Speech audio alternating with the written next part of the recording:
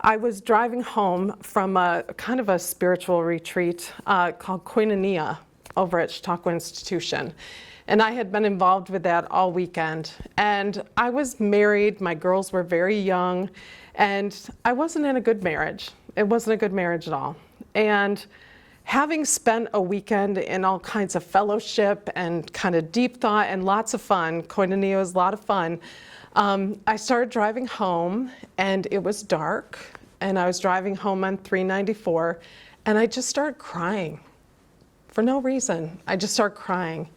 And the crying got more intense. And I felt like I was crying like I was grieving somebody. Like it was that grievous crying, that heavy crying like you feel in your heart. And I almost pulled over to the side of the road because I really didn't think I was going to be able to make it home. And I heard the words, "Let him go." And I stopped. And I had not been to any class here in Lilydale yet. I mean, I had come to Lilydale for readings, but I'd never been in a class, but I heard the words, "Let him go." And that was the first time that I felt that I had sacred listening, because I was stubborn. And I had been wrestling with this whole idea of, do we separate? Do we stay together? I have young children. Can I do this on my own? Back and forth and back and forth, as I'm sure my husband at the time was doing as well. But it was like, not that I needed permission to do it, but I needed the push. I needed the push. So when I got home, my husband looked at me and he goes, "What's wrong?" And I just said, "I can't talk about it right now." And I took a day, and then I told him, I think it's time. Because we had been talking about it.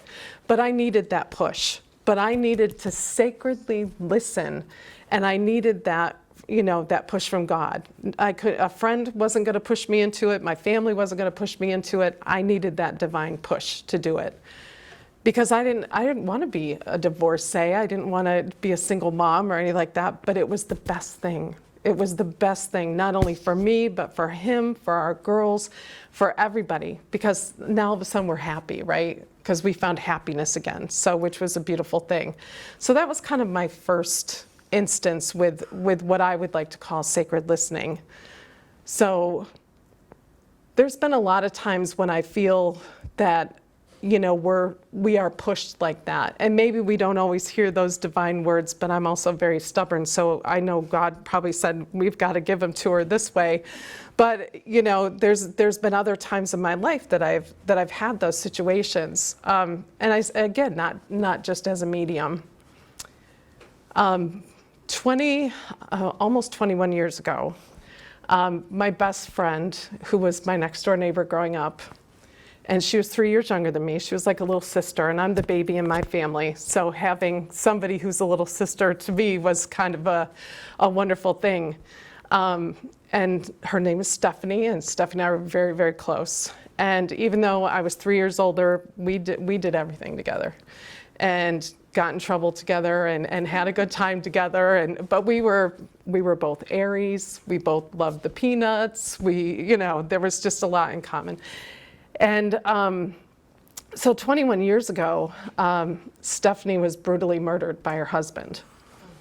And in the house that she grew up in the house that I knew intimately, because I had been all over that house. And I didn't think I could go on. Now at this time, I had lost my father. I had lost a husband. I was divorced. And now I lost this best friend of mine who was like my little sister, who I felt I should have been able to protect. I should have been able to do something. I should have seen the signs. I should have dragged her out of that house. You go through all those things. And I was really, I never like to say people are broken, because broken means you can't fix it, right? But I was bent. I was very bent, and I was crumpled, and I was at probably the lowest point in my life I think I've ever been at. I mean, I honestly didn't know how I was going to heal. I really didn't. And my family was there for me, and friends were there for me, but it wasn't touching it. And at the time, I was going to church at a Lutheran church on Chautauqua Lake, and I loved that church. I loved it. My girls loved it.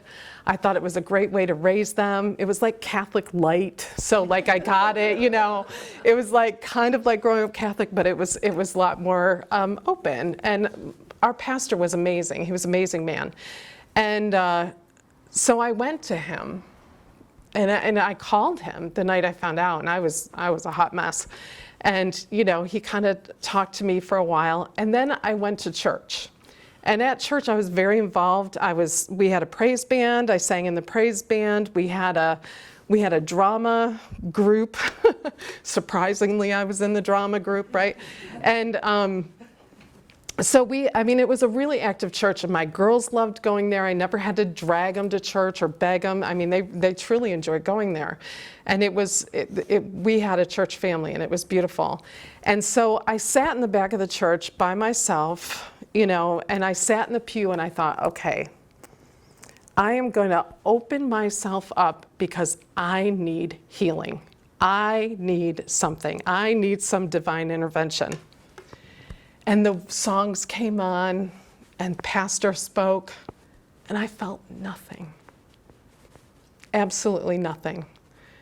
So the saving grace in all this was I had been to Lilydale not too long before this had happened. And as many of you remember and love her as much as I do, Kitty Osborne, not only was one of the people I used to get readings from, but she also became a dear friend. And Kitty had told me, I think you need to go on a fire walk. I was like, sure, you know, I'm like, okay, you know. And so I had signed up for this fire walk, and it just happened to be about 2 or 3 weeks after Stephanie was murdered. So it was perfect timing. And so church wasn't doing it for me, and I really feel like I just muddled my way through days. And I still had children to take care of, and I still had a job to do, and you know, and so I went on that fire walk. And the fire walk was all about letting go. And there's no better way to be able to listen than when you let go, because you don't have any of the noise. You don't have any of the guilt. You don't have any of the grief. You're letting go. And we spent all day talking about what we were going to let go of and how we were going to let go. And we talked about our fears about walking on hot coals. What are you afraid of? And everybody's like, well, I'm afraid I'm going to trip and fall on my face and burn, you know? I mean, like, that's a big concern. And, you know, so we worked through all of this. And we helped build the fire. So we put logs on the fire, and for every log, we had to give it like a name or something. So my first log was Stephanie. And it's not that I was going to let go of Stephanie. She's going to be a part of my life, my whole life. And she loved Lilydale. And I always said she would be so happy that I'm here. And so, but I put Stephanie there because I couldn't hold that grief with me for the rest of my life. I couldn't hold that hurt with me. I couldn't hold that anger or, you know, whatever it was. I missed her, you know. So the first log was for her. And then, I don't know if any of you have ever been on a fire walk. Have any of you? I know Mark has, right? Sherry Lee, fantastic. Connie, Jane. It is probably one of the most empowering things I think you can ever do in your entire life. If you can walk on fire, you can do anything at all. And so I don't know if my fire walk was the same as how you guys did, but once we had the fire and they rake it out into like a long rectangle of the hot coals, and then you just walk. You just walk, and then they tell you when you get to the head of it, if you feel like you're ready to walk, walk, and if not, just keep walking. And you're not talking to anybody while you're walking. You're just walking. And in your head, I don't even know what goes on in your head, to tell you the truth, you know, because it becomes very meditative, you know, but then you get the push, right? And that's that sacred listening. That's spirit saying, you're ready, you need this, go. So I went and I walked across hot coals. And there was 2 men at the end, I remember, and I stepped into a little kiddie pool of water, and my feet went, and I walked on hot coals. And I felt elated. For the first time in weeks, I actually felt good. So I walked in that circle again. I kept walking, right? I'm like, I need more of this. I'm like, but I kept walking because I wasn't ready to walk the coals again, but I knew, I wanted to. And the push came again, and I walked again. And it was amazing. It just was. And I hope that if any of you ever have the opportunity to do it, because it's incredible. But it's spirit that pushes you to that, right? And it's spirit that's the one that says, this is something that you need to do. And this spirit that says, this is what you need right now, right? This is what you have to have. And it was that night that I felt like I could heal. It was that act of doing that. And not that you have to do something that extreme, all the time, but I was like, I think I can heal. And it was the most beautiful thing. For me, probably for my family, for my children, everybody, because all of a sudden I was starting to get to come back. One time in Lilydale, when I had a reading, they told me I was a healer.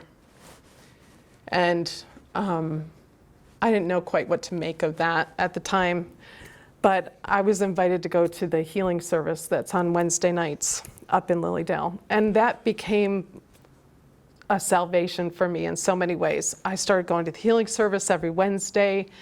I didn't tell anybody about it for the longest time. It was just mine. It was for me. It was something I needed to do. And I loved it. And I know I've told the story before, how I became a medium was at that healing service. And I was receiving a healing. And, you're not talking to anybody. I'm just listening and feeling, and something popped. And I went in the back of the healing temple, and I found a Fellowships of the Spirit book. And lo and behold, there was a spiritual insight training class in about 2 weeks. Like, this was all really fast. And I feel like that was spirit, again, that sacred listening that was saying, okay, Kris, it's your turn now. It's time for you to go. And one of the questions you're asked when you come to fellowships is, why are you here? And I'm like, I just said, it's time. It's time. And I feel it was, because and not like I had been asking for it. I, probably was looking for it, but didn't realize I was looking for it. But it was time. And so here I came. And I came to fellowship saying I'm a healer. I was because I had been coming to Lilydale for a very long time at this time, like probably 30 years. And I was like, I can't do what they do. I had been to Miss Sherry Lee Calkins and was amazed and blessed by having readings with you. And I'm like, I can't do what she does. I can't, there's just no way. So I came, I'm like, I'm a healer. They're like, well, you're going to learn mediumship. I'm like, probably not. I'm probably just going to be a healer, right? And as we went through school, and people kept saying, Kris, you're pretty good. I'm like, no. I go, no. I said, we all just have our own gifts. We all just, find it in our own way and everything like that. And on that road to being a healer, Spirit once again said, no, Kris, you're meant to be a medium. And I got pushed over into that one. And if I hadn't listened, and if I had been stubborn, which I am, about just being a healer, I would have missed out on so much becoming a medium. Because I love being a medium. I love, with a capital L-O-V-E, love being a medium for so many reasons. But really, it's to serve. And in my bio, it does say I am very humbled by this, and that is the honest truth. I'm very humbled to be able to serve in this way and to greet the people that I get to greet and to be amazed by Spirit every single reading I do. Every single reading is like, I always say, no one's more amazed than I am. No one's more, surprised than me, because Spirit shows up and it's awesome. So when I became a medium, that everybody is all big on getting names, right? Got to get names. You're not a good medium if you don't get names. And I didn't get names. I didn't. And so, another medium that was here in Lilydale said, Kris, just ask for them. Okay. So I did. And names started coming, But I had to listen for them because I'm a talker. I am. Our dad was a talker. Our family's not shy by any means and stuff. So we can talk. But I had to listen. And Spirit was like, okay, Kris, I'm giving you this information. Just be quiet and listen for a minute. Because when you first start being a medium too, silence seems like you don't know what you're doing, right? Like if you're quiet, they're like, oh my God, what's wrong? And, and you're like, oh, I'm not getting anything, and you panic. But no, you're just giving it a moment to get the information. And I'm so grateful that I listened to Spirit. And that is a sacred listening, right? Like to listen and to get Spirit. And then I started getting music. Like, okay, this is interesting. And it only comes in one ear for me for some reason. And I think that's when I know that it's from Spirit. And it doesn't go away until I give the message. I keep asking them for Billy Joel music, but they don't always listen. I've gotten a little bit of everything. And I don't like country music at all, but I do get those. And usually I'm like, I have no idea what the song is, but I'll give the people the lyrics or whatever. And it's just me opening myself more up to Spirit, saying, okay, you can use me any way you can. And that is exactly in my prayer now. I'm like, whatever you need to do, use my body, use my ears, use, whatever it needs to get that point across to somebody who maybe isn't sacred listening. Because people come for readings, people come to Lilydale for all kinds of different reasons. Some people come very singularly focused, right? I just want to hear from my dad, and he better say blue bananas, or I'm not going to believe that that's him. It doesn't always work that way, right? So there might be other things that person needs to hear. And you may think you need blue bananas from your dad, but maybe you need green apples from your mother. It's just like, it just all depends on what it is. People ask a lot for signs. What's my sign? What's my sign? How come my dad doesn't give me signs? How come my husband doesn't give me signs? I need a sign. What's my sign? And I have learned to turn that right back around on them. I go, I don't know, what is your sign? And they look at me, and I said, I can't tell you, because signs you feel. You have to feel it. I said, if I tell you, Dad sends you a butterfly, and you see a butterfly, and you're like, yeah, don't feel Dad at all. I said, it's not your sign. I said, you have to feel it. I said, you'll know it when it hits, right? My cousin George and I had this thing with pennies, and I started finding pennies after he passed. I knew that was him. I knew it. I knew it in my gut. It was him. Nobody told me, never in a reading. I just knew it. And that's also sacred listening too, right? When you get a sign, all of a sudden it's that aha, it's that hello, it's that beautiful, I'm still with you, and I still love you, and I still walk with you. And hey, I thought maybe you needed to hear from me today. So sacred listening doesn't always mean we hear words, right? So sometimes it's a feeling, sometimes it's a butterfly, sometimes it's a penny, sometimes it's a kick in the butt to go do something, because you have to get out of a rut that you're in, or you have to get out of that place that you're in to get to someplace better, to get to where you need to be the person you need to be in this life.